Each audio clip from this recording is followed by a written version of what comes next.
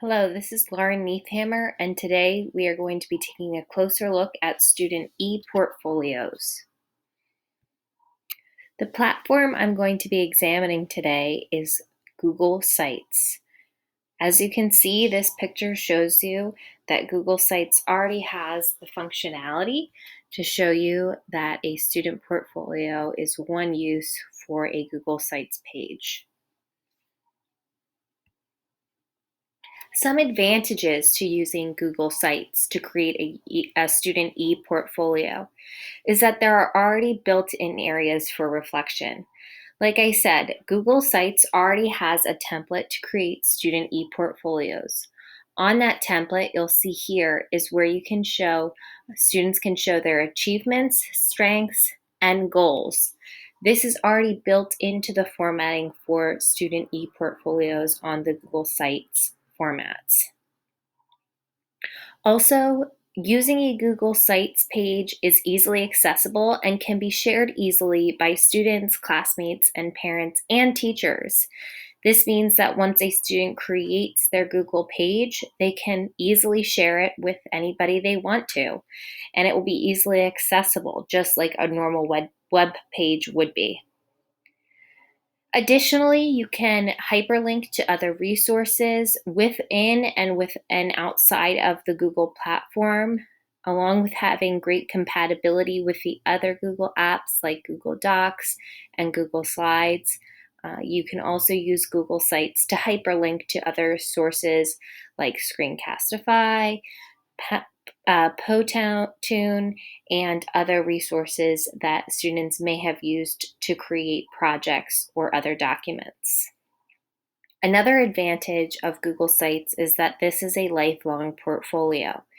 If created, a Google Sites page can be used throughout a student's academic career and can be added to so that they can have a portfolio that reflects all of their achievements, strengths, and goals throughout their academic lifetime. A few disadvantages to using Google Sites as an e-portfolio platform is that there is no area that would allow feedback from peers or teachers. For example, if you're using a blog platform to create an e-portfolio, this obviously has an area that would allow peers or teachers or parents or other students to leave feedback for students. However, Google Sites does not have this ability to do that. Additionally, the Google Suite may be restricted by some school districts because it is more open and less able to be monitored like other platforms such as Schoology and other ILS platforms. Additionally, the advanced interface, like you can see in this screenshot here, may be challenging for some students to use. So if this was something that would be created by a student, most likely it would be created by students in higher level grades. I would suggest grades 7 and up. Some proposed uses for Google Sites. As you can see here, this would be one example of a student portfolio. If our student's name was Jane, she could create this portfolio of her learning journey.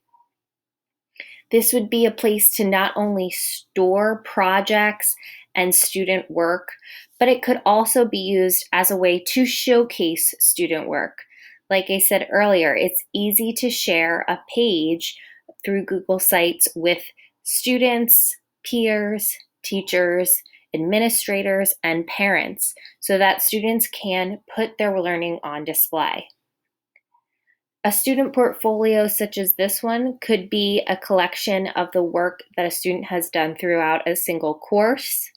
It could be the work a student has done throughout an academic year in all of the courses they have attended. Or it could be a school-wide e-portfolio and be an example of all of the academic learning throughout a student's career in, for example, middle school grades 6 through 8 or high school grades 9 through 12. Overall, I think that Google Sites is a great resource and can be used for ePortfolios by lots of students and have a great result in the end. Thank you.